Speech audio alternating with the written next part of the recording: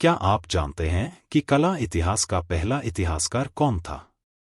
आज हम जानेंगे जियोर्जियो वसारी के बारे में, जिन्होंने कला की दुनिया में एक नई क्रांति लाई। जियोर्जियो वसारी एक इतालवी चित्रकार, वास्तुकार, लेखक, इंजीनियर और इतिहासकार थे।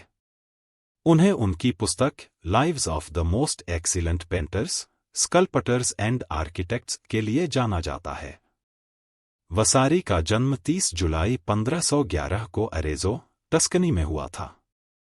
उनके पिता एंटोनियो वसारी एक कुम्हार थे और उनके दादा लाज़ारो वसारी एक लघुचित्रों के चित्रकार थे।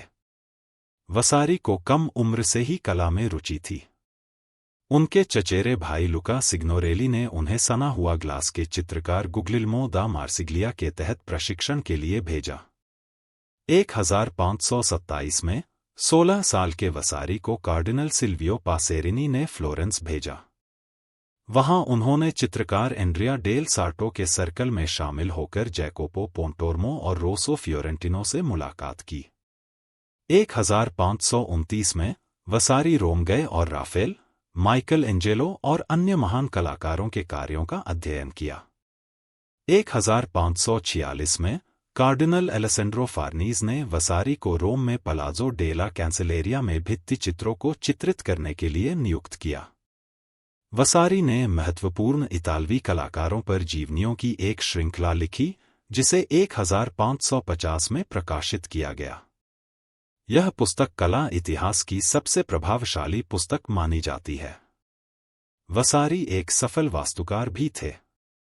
उन्होंने उफीजी गैलरी और वसारी कॉरिडोर जैसी संरचनाओं का निर्माण किया।